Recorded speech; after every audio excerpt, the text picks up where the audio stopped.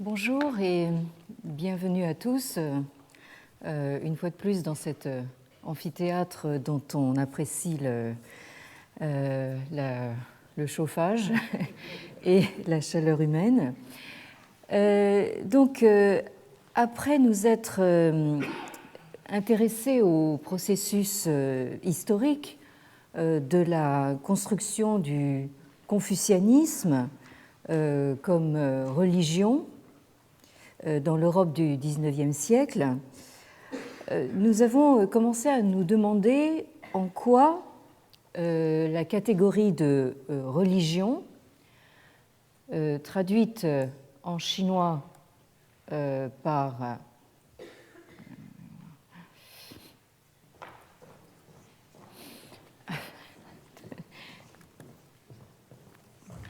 que j'appuie pas sur le bon.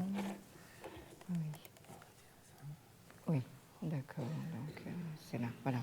Oui, pardon. Oui, cette catégorie de religion traduite en chinois par le terme de zongjiao que vous avez ici. J'ai l'impression que ça ne marche pas. Décidément, aujourd'hui, tout le monde est un petit peu congelé, donc que vous avez ici.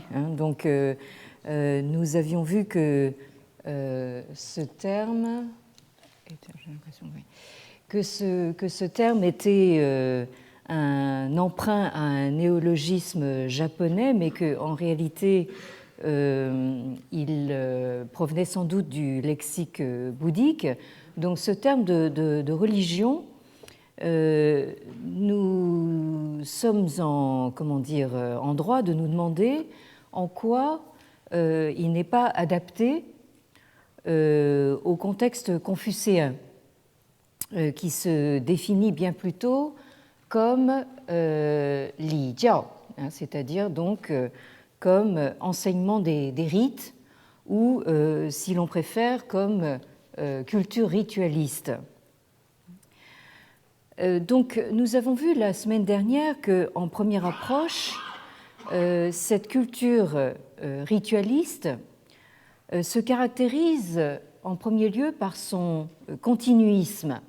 Alors, j'emprunte ce terme au dernier ouvrage co-signé par Sébastien Biliou et Joël Toraval, Le sage et le peuple, dont j'ai parlé précédemment, qui vient donc d'être publié aux éditions du CNRS. Merci. Cette caractérisation de continuisme s'opposerait donc à la rupture qu'introduirait la catégorie de religion.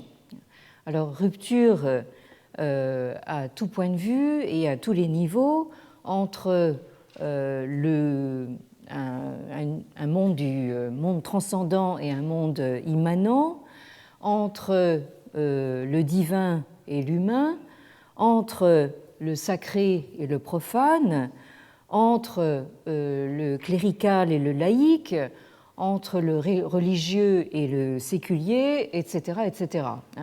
Donc, dès que vous parlez de religion, en quelque sorte, vous introduisez donc une rupture qui n'a pas lieu d'être quand on considère donc la culture ritualiste confucéenne.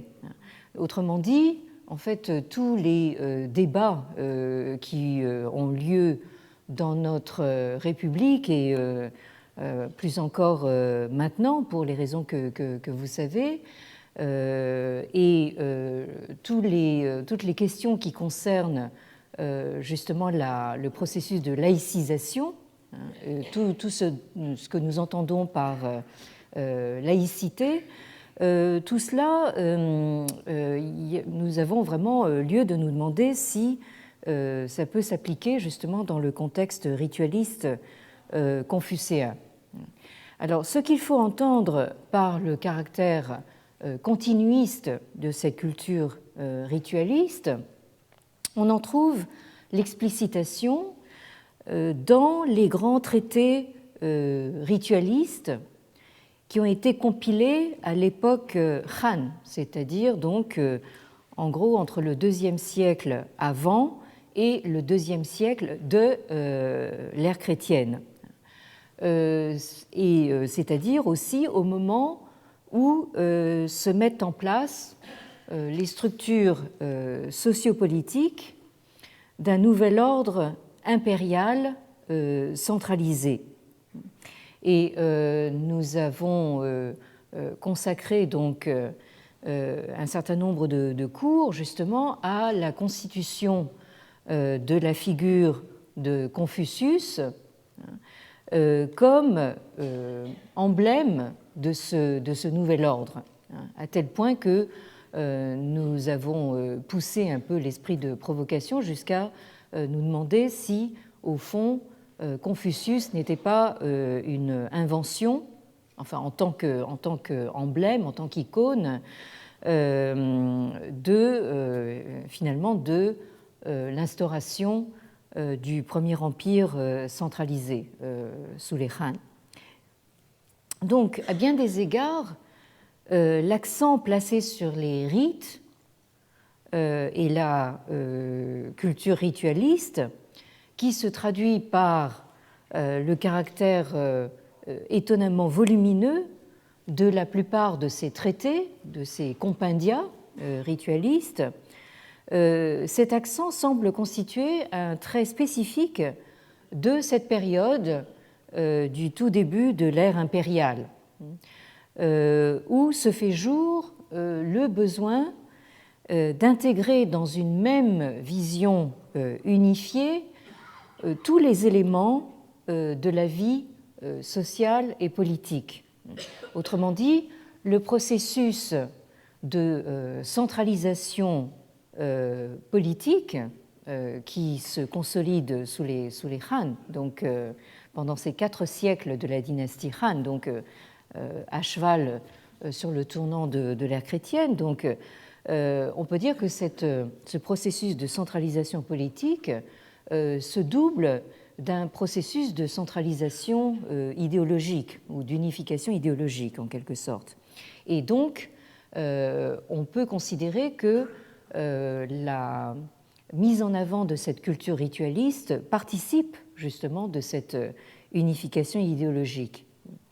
Alors, ces compendia ritualistes traitent en effet tout aussi bien des rites officiels tels que les grands sacrifices et rituels de cour que des rites domestiques tels que les rites de mariage et surtout les rites de deuil sur lesquels nous reviendrons. Et il traite également des rites de la vie individuelle et personnelle, tels que les façons correctes de se comporter, de se vêtir ou de se nourrir. Et à plusieurs reprises, nous avons eu l'occasion de porter notre attention sur le livre 10 des entretiens attribués à Confucius, donc ce Lü, comme on l'appelle en chinois, dont donc le livre 10 est entièrement consacré à des notations sur les façons correctes de se comporter, de se vêtir ou de se nourrir. Alors, comme nous l'avons vu la dernière fois, où, si vous étiez déjà là, nous avons fait du chinois de manière intensive. Alors, j'espère que vous y avez survécu parce que ça va continuer aujourd'hui. Donc, le chapitre Li Yun que vous avez ici, donc l'évolution des rites, c'est un chapitre important de ce traité des rites du Li Ji. Donc, ce chapitre Li Yun, à la section 3, place dans la bouche de Confucius un propos qui fait des rites un moyen d'établir la continuité entre le cosmique, la dimension cosmique et la dimension humaine. Donc je vous rappelle ce que nous avons lu la dernière fois, c'est-à-dire donc ce dialogue entre un disciple et Kongzi, donc maître Kong, le nom chinois de Confucius. Donc je reviens juste un instant sur cette phrase ici, donc Fu li xian wang yi cheng tian zhi dao yi zhi ren zhi qing. Donc les li, les rites, c'est donc ce par quoi les xian wang, c'est-à-dire les rois de l'Antiquité, ont donc reçu la voix du ciel, et c'est également ce par quoi ils ont réglé les qing, les sentiments ou les émotions des humains. Donc ici, vous avez la parfaite image de cet appariement ou de ce parallélisme établi entre ciel, Tian ici, et l'homme, Ren. Le ciel désignant la plupart du temps donc le cours naturel des choses, et non pas donc un ciel transcendant, comme nous aurions tendance à le comprendre dans notre contexte européen. Donc cet appariement, ce parallélisme permanent entre le ciel et l'homme est tout à fait caractéristique de la cosmologie ou de ce que certains ont appelé la vision anthropo-cosmique. C'est un mot un peu compliqué qui veut tout simplement dire que c'est une vision qui met ensemble et en parallèle donc l'anthropos, c'est-à-dire l'humain, et le cosmique. Donc cette cosmologie qui a commencé à se formaliser vers la fin de la période pré-impériale, c'est-à-dire ce qu'on appelle les royaumes combattants, aux alentours du 4e, 3e siècle avant l'ère chrétienne, et qui a donc été prépondérante pendant toute l'époque Han, c'est-à-dire donc pendant ces 2 siècles avant et ces 2 siècles du début de l'ère chrétienne. Et ce texte continuait en disant donc « Shi gu fu li, bi ben yu tian, yao yu di, lie yu gui shen, da yu sang ji, she yu guan hun, chao pin ». C'est-à-dire donc ici les li, les rites, sont nécessairement, donc littéralement enracinés dans le ciel. Ils sont littéralement donc entremêlés dans les lignes de la terre, et ils se manifestent à travers donc les kuei et les shen, c'est-à-dire donc les démons et les esprits, autrement dit donc tout ce qui est de l'ordre du surnaturel, et ils s'étendent jusqu'à toutes justement les activités rituelles sociales, c'est-à-dire donc les rites de deuil, de sacrifice, la pratique rituelle du tir à l'arc, de la conduite du char, la cérémonie de la réception de la coiffe virile, les cérémonies de mariage et également donc les audiences de cour et les visites de cour. Donc cette phrase-là vous donne vraiment toute l'extension de l'application, du domaine d'application des rites.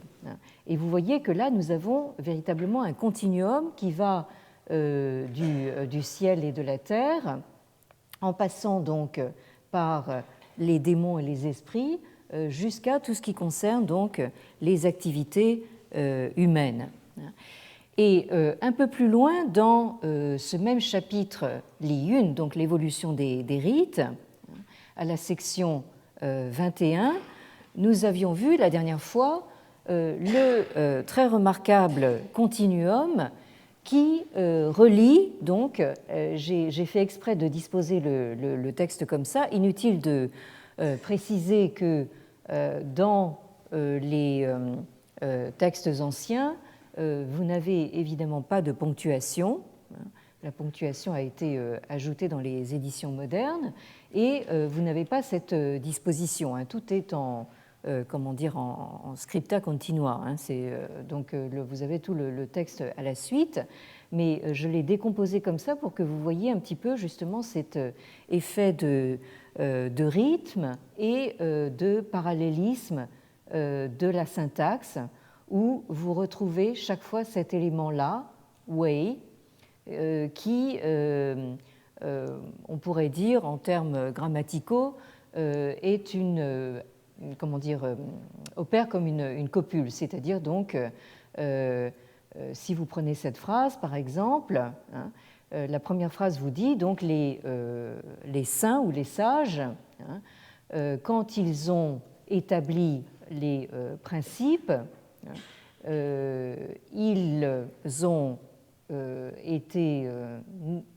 ils ont nécessairement donc pris le ciel et la terre comme racine ou comme fondement. J'avais attiré votre attention la dernière fois sur la graphie de ce terme, où vous reconnaissez donc le graphème de la plante ou de l'arbre avec le trait ici en bas qui désigne donc la racine ou le fondement. Et si vous prenez ce même graphème de l'arbre ou de la plante et vous mettez ce trait-là au-dessus, du coup vous avez donc le graphème des branches. Donc cette opposition entre les branches et la racine est une opposition tout à fait classique dans la rhétorique ancienne.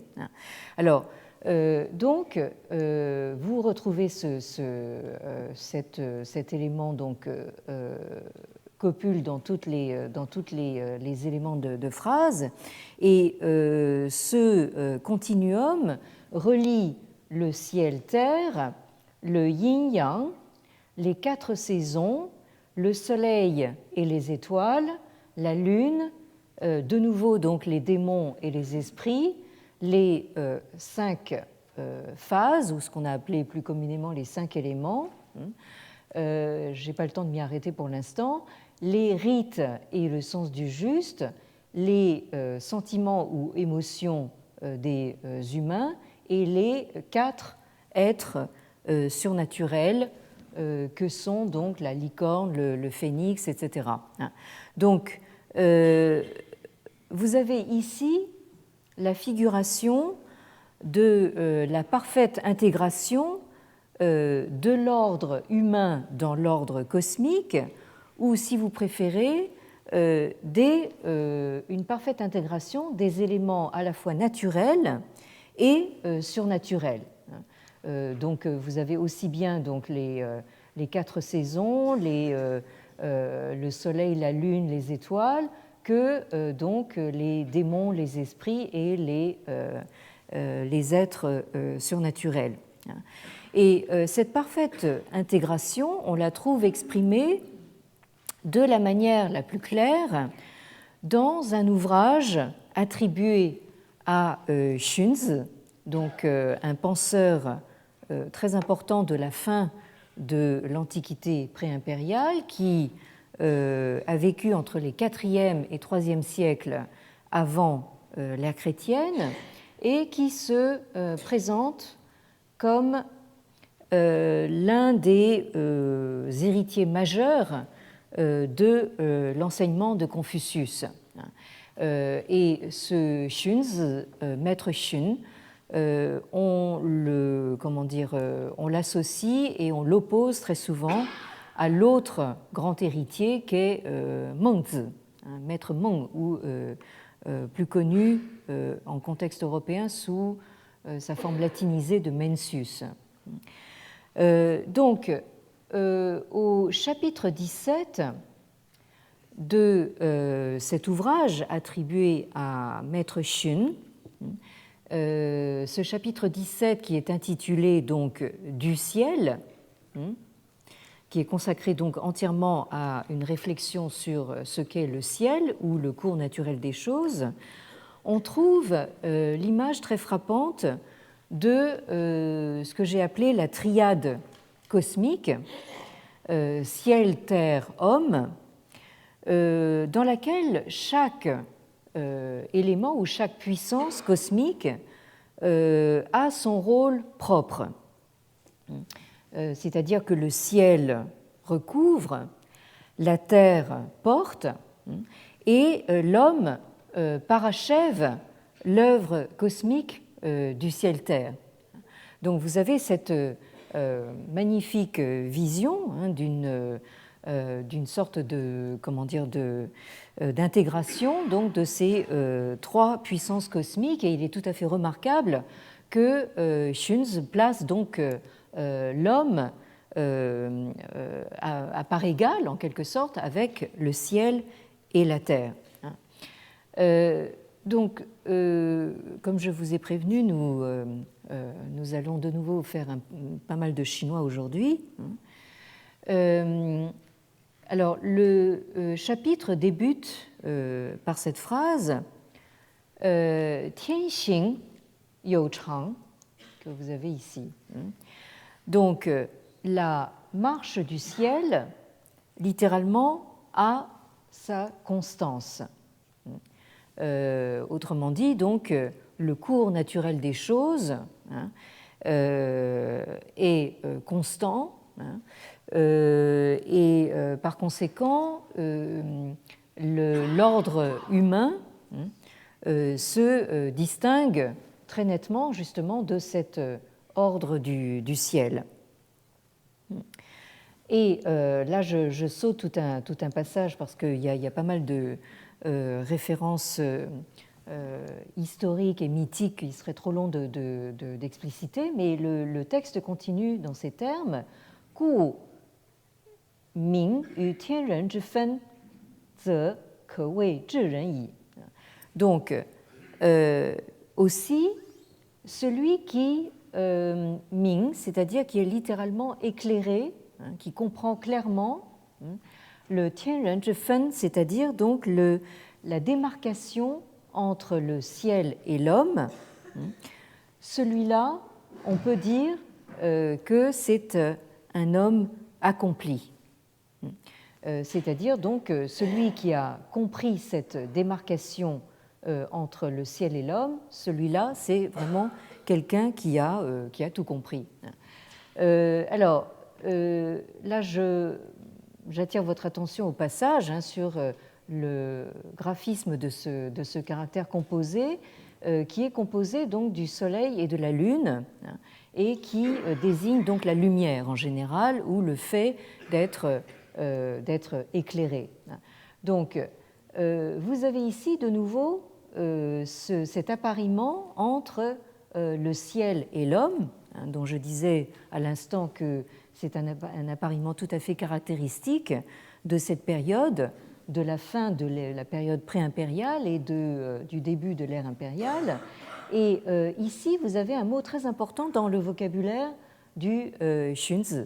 Ici, donc, ce terme de fen, où vous avez ici le graphème du couteau, ici, vous avez la lame du couteau ici, qui vous indique bien qu'il s'agit en fait d'une partition qui est faite par découpe, c'est-à-dire donc en utilisant une lame de couteau. Et donc cette démarcation, le texte l'explicite à la suite, donc bu wei er cheng, bu qiu er de, fu shi zhi wei tian zhi. C'est-à-dire donc ce qui se réalise sans que on n'ait rien fait pour l'obtenir, ce qui s'obtient sans qu'on l'ait recherché ou demandé, voilà ce qui s'appelle donc l'œuvre du ciel. Autrement dit, ici, vous avez une description qui s'applique quelquefois dans d'autres textes à la voix, au Tao. Donc, c'est pour ça qu'on parle très souvent du Tian Tao ou du Tianzhi Tao, c'est-à-dire la voie du ciel. C'est donc le cours naturel des choses, c'est-à-dire c'est précisément ce qui est décrit ici, c'est-à-dire ce qui se réalise sans qu'on ait l'impression qu'on n'ait rien fait pour que ça se passe, et ce qui s'obtient sans qu'on ait rien fait pour le rechercher, hein, autrement dit ce cours spontané naturel des choses, c'est ce qu'on appelle donc l'œuvre du ciel. Et le texte continue donc, 如是者，虽深，其人不加虑焉；虽大，不加能焉；虽精，不加察焉。夫士之谓，不与天争之。Donc, ainsi, c'est-à-dire donc concernant ceci, c'est-à-dire le ciel, un homme, même si sa réflexion est shen, profonde, il n'aura donc aucune prise sur justement ce domaine du ciel. Même si ses capacités sont très grandes, il ne pourra pas les faire valoir donc, sur le domaine du ciel. Et même si sa perspicacité donc, est fine, il ne pourra pas l'exercer donc, sur le domaine du ciel. Autrement dit, c'est ce qu'on appelle ne pas rivaliser avec l'œuvre du ciel. Autrement dit, ici, Xunzi indique bien donc cette démarcation ici, entre le domaine du ciel et le domaine de l'humain, hein, ce qui relève de l'œuvre du ciel et ce qui relève de l'activité humaine. Et c'est ici que Xunzi en arrive justement à la formulation de ce que j'appelais tout à l'heure donc la triade cosmique. Tian you qi shi, di you qi cai, ren you qi zhi, fu shi zhi wei neng can. Donc le ciel a ses saisons, la terre a ses richesses ou ses ressources, et l'homme a donc sa façon de régler les choses ou sa façon d'ordonner les choses. Nous avions vu précédemment que ce terme de zhi a d'abord un domaine d'application, on pourrait dire médical en quelque sorte, parce que zhi, c'est la façon de maintenir en ordre et en équilibre un organisme vivant. Donc, ici, le texte conclut, c'est ce qu'on appelle la capacité de former une triade, parce que ce caractère-là, vous pouvez le prononcer tsan, ou dans ce cas-là, ça veut dire donc participer. Hein, donc, on pourrait comprendre que c'est la capacité justement de ces trois puissances cosmiques de prendre part à un monde intégré, ou alors, si vous le prononcez san, hein, ça veut dire donc trois. Donc, cette capacité de former une triade.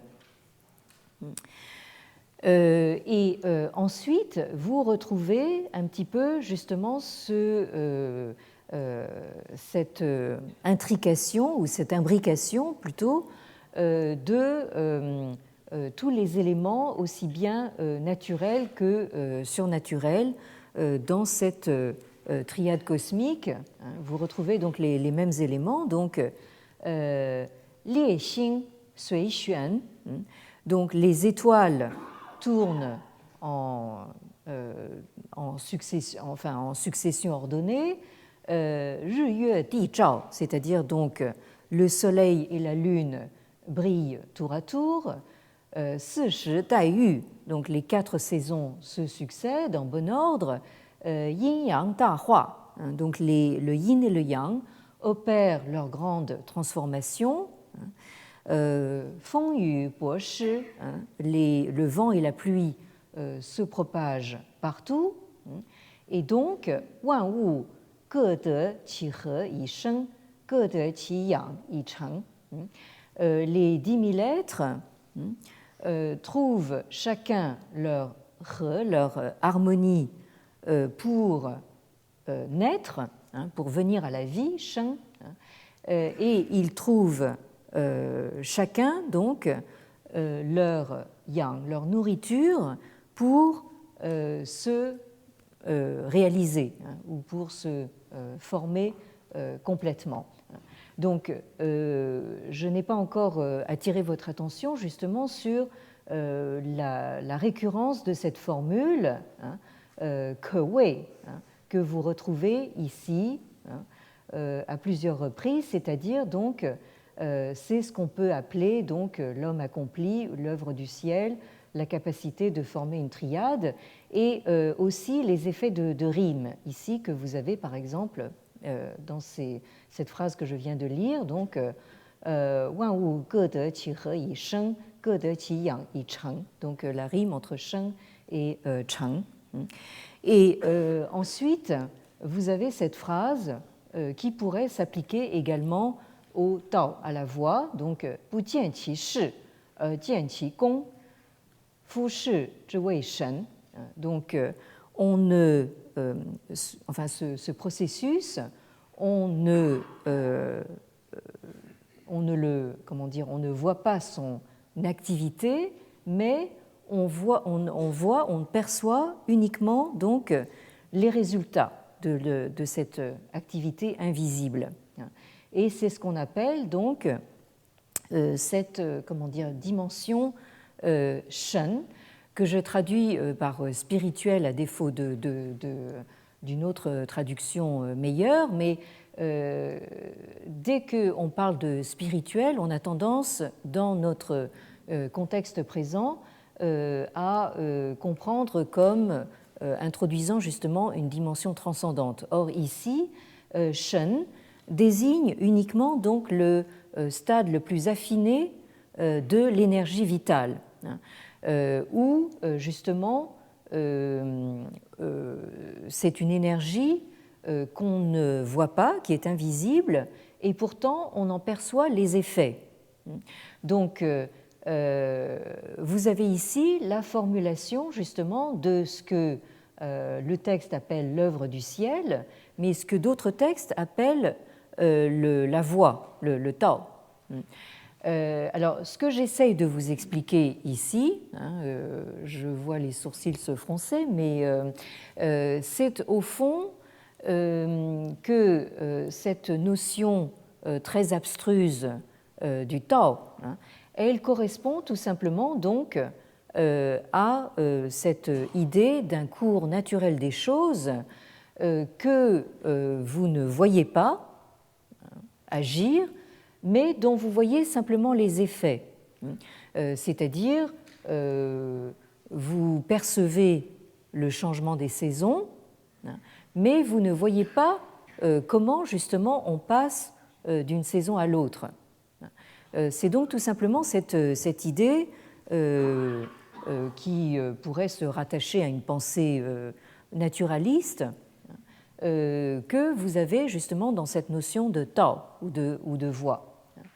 Et la dernière phrase confirme donc cette idée, donc Jie zhi qi so yi cheng, mou zhi qi wu xing, fu shi zhi wei tian gong. Donc tout le monde connaît ce processus à l'état cheng, c'est-à-dire réalisé, mais personne ne le connaît en tant que wuxing, sans forme. Et c'est ce qui s'appelle donc ce travail, littéralement ce travail du ciel. C'est-à-dire que, au fond, c'est ce que j'expliquais tout à l'heure, on connaît, tout le monde a des yeux et des sens pour percevoir donc, ce qui est réalisé, mais on ne voit pas justement la part invisible de cet agir, de cette action. Et pourtant, ce n'est pas parce que ça n'a pas de forme ou que ce n'est pas visible que ça n'est pas réel.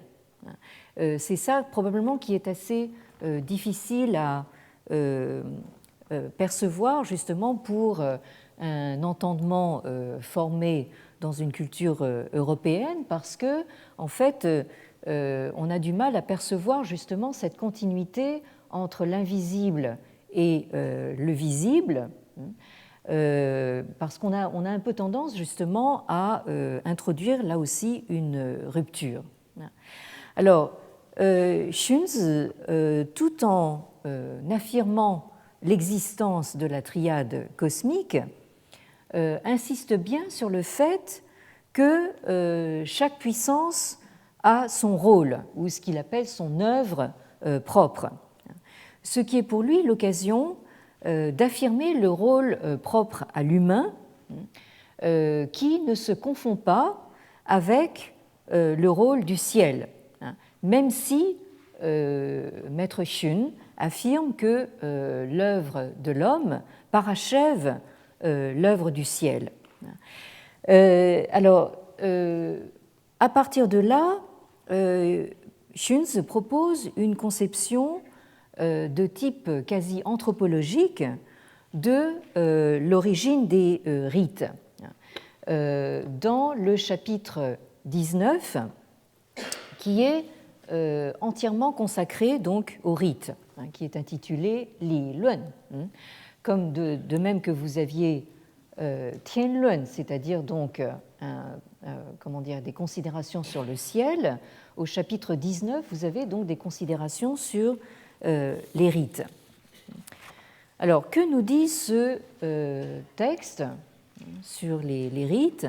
Il s'interroge donc sur l'origine des rites.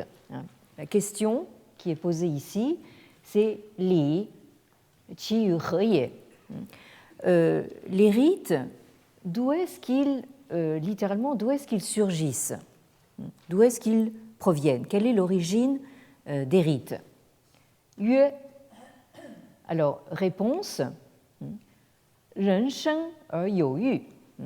Donc, l'être humain, quand il vient à la vie, quand il naît, il a des désirs ou des besoins biologiques.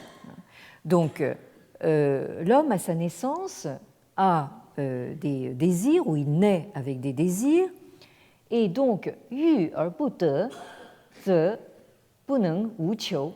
Donc, à partir du moment où il a des désirs et qu'il n'obtient pas justement ce qu'il désire, littéralement, il ne peut pas faire autrement que de se mettre en quête justement de la satisfaction de ses désirs. Ensuite, le raisonnement continue, donc qiu er wu du liang fen jie ze bu neng bu zheng. Donc, s'il se met en quête de satisfaire ses désirs, mais sans donc wu du liang, c'est-à-dire donc sans donner de mesure et sans fen jie, c'est-à-dire répartir des limites. Vous retrouvez ici le mot fen, le mot qui veut dire découper ou démarquer. Alors, il ne peut pas faire autrement que de entrer dans une zheng, c'est-à-dire une lutte sous-entendu pour la survie. Et zheng ze luan, luan ze qiong. Alors à partir du moment où il y a lutte pour la survie, à ce moment-là, il y a conflit ou désordre ou chaos. Et quand il y a chaos, on aboutit donc à l'épuisement des ressources.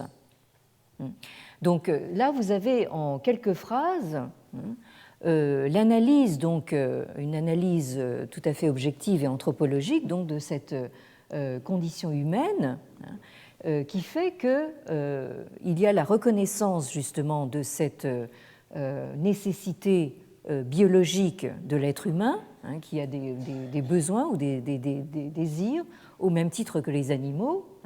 Et alors justement, ce sont ces désirs qui ici, on leur laisse libre cours, sans leur assigner de mesures et de démarcations, aboutissent donc à ce qu'on nous appellerions la loi de la jungle.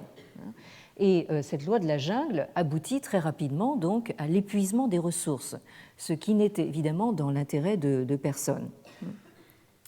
Alors, c'est pourquoi donc le texte continue, donc Xian Wang qi luan ye, gu zhi li yi yi fen zhi, yi yang ren zhi yu, ge ren zhi qiu. Donc, les rois de l'Antiquité, donc qi luan, c'est-à-dire avaient une aversion, littéralement, il haïssait donc le désordre ou le chaos, et c'est pourquoi donc ils établirent les rites et le sens du juste ou le sens moral pour introduire donc une fen, là aussi, donc une répartition de manière à yang ren zhi yu, c'est-à-dire littéralement à nourrir ou à apporter donc une satisfaction donc aux désirs des humains et à répondre donc à leur leur quête ou à leurs exigences. Alors, shi yu bi bu qiong hu wu bi bu qu yu. Et de cette façon, les désirs nécessairement donc n'ont plus épuisé les biens et les biens n'ont plus été forcés littéralement de fléchir sous le poids des désirs. De sorte que liang zhe xiang chi er zhang shi li zhi suo qi ye. Et les deux, c'est-à-dire les biens et les désirs, ont pu se développer en xiangchi, c'est-à-dire en se soutenant mutuellement. Telle est donc l'origine des rites. Donc ici, vous avez quelque chose d'assez remarquable, c'est-à-dire donc une explication de l'origine des rites ou de la culture ritualiste par une analyse anthropologique donc des débuts de l'humanité. C'est-à-dire, c'est pour justement introduire des fens, c'est-à-dire des démarcations et un principe de répartition que donc les sages rois de l'Antiquité ont introduit les rites comme unique moyen de justement parer à cette guerre ou ce conflit permanent que nous appelons donc la loi de la jungle. Alors, certaines sections du Xun, de cet ouvrage, donc attribué à Maître Xun, et en particulier ce chapitre 19 consacré au rite, se retrouvent quasiment mot pour mot dans les traités rituels dont nous avons parlé précédemment, c'est-à-dire par exemple le traité des rites, le Liji, et cet autre traité qui porte le nom de traité des rites de Tai l'Ancien, Ta Tai Liji, hein, qui tous datent de ce début de l'ère impériale. Alors nous avions vu la dernière fois ce passage du Ta Tai Liji, c'est-à-dire du traité des rites de Tai l'Ancien. On a ajouté cette mention de Ta Tai, donc du grand Tai ou Tai l'Ancien, pour le distinguer de l'autre traité qui s'appelle tout simplement le Liji. Donc le Ta Tai Liji a cette section qui porte sur les trois racines ou les trois fondements des rites, Li Sanpen. Alors je rappelle donc ces trois fondements, c'était donc le ciel-terre qui est le fondement de la vie, les xianzu, donc les ancêtres qui sont le fondement de la famille, hein, et en troisième lieu donc les junshi, c'est-à-dire les princes et les maîtres qui sont donc le fondement de zhi, c'est-à-dire de l'ordre sociopolitique. Et le texte concluait donc Gu li shang shi tian, xia shi di, zong shi xianzu, chong jun shi, shi li zhi san ben ye. C'est-à-dire donc, voilà pourquoi c'est grâce au rite qu'on serre en haut le ciel, en bas on serre la terre, qu'on honore les ancêtres et que on respecte, on manifeste du respect pour les princes, les souverains et les maîtres. Et c'est cela qui constitue donc les trois racines ou les trois fondements des rites. Et vous avez au chapitre 19, donc sur les rites, dans le Xunzi, une formulation qui se retrouve quasiment à l'identique, mot pour mot. Donc, dans ces trois fondements des rites, vous aviez donc le ciel-terre, ici Tiandi, les ancêtres xianzu et les princes et les maîtres, junshi. Et j'avais terminé la dernière fois en mentionnant le fait que ces cinq, ce qu'on a appelé les cinq grands, c'est-à-dire donc ciel-terre, ancêtres, princes et maîtres, se retrouvent jusqu'à aujourd'hui dans ce culte qui est rendu donc ici vous avez ces cinq grands qui figurent donc sur une tablette placée sur un autel. Donc vous avez le Tian, le ciel, Di, la terre, Jun, le prince, Qin, donc les parents ou les ancêtres, et Shi, les maîtres. Alors vous remarquerez que par rapport donc aux textes anciens que nous avons vus, que ce soit donc les traités rituels ou le Xunzi, vous avez une interversion donc du prince et des ancêtres.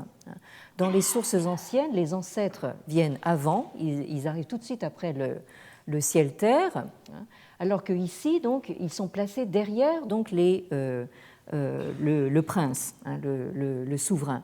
Alors, c'est une interversion qui est sans doute révélatrice des priorités de l'ordre impérial établi, et notamment donc de l'ordre impérial, justement, des époques ultérieures, où, semble-t-il, le prince, c'est-à-dire l'ordre politique, l'emporte sur l'ordre familial. Mais dans les sources anciennes, comme dans les pratiques contemporaines, dont vous avez ici justement un témoignage, vous retrouvez ici donc le ciel, la terre, le prince, les ancêtres et les maîtres, ici, toujours sur cette tablette. Donc, dans ces sources anciennes comme dans les pratiques contemporaines, on voit cette continuité entre le ciel-terre et l'ordre humain. Alors, cet ordre humain se traduit donc en termes de culte ancestral, c'est-à-dire ce qu'on appelle les xianzu dans les textes, en termes politiques, c'est-à-dire le tun, le prince, et en termes de transmission entre maître et disciple, évoqué par le terme de shi ici, de maître. Donc vous avez non seulement un continuum entre le cosmique et l'humain, sur lequel j'ai beaucoup insisté, mais vous avez également un continuum dans on pourrait dire le tissu humain, ce qui forme vraiment la cohésion humaine, et dans la culture humaine.